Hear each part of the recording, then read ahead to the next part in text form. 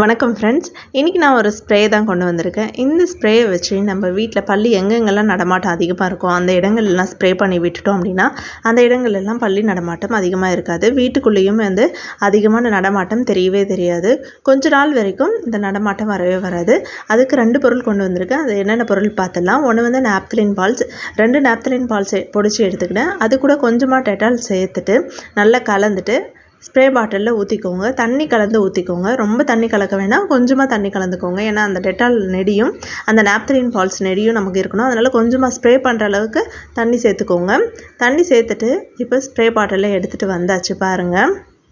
இப்போ இது எங்கெல்லாம் பல்லி நடமாட்டம் அதிகமாக இருக்கோ, அதாவது ஏதாவது இடுக்குகளில் அதிகமாக இருக்கும் பார்த்திங்கன்னா, கதவிடுகளில், ஸ்க்ரீனுக்கு பின்னாடி, ஏதாவது வார்ட்ரோப் இருந்ததுன்னா அங்கே, கிச்சன் மேடையில், அந்த இடங்கள்லாம் நடமாட்டம் அதிகமாக இருக்கும்.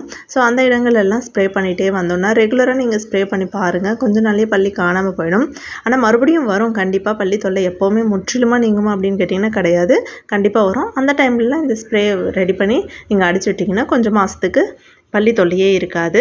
ட்ரை பண்ணி பாருங்கள். தேங்க்யூ.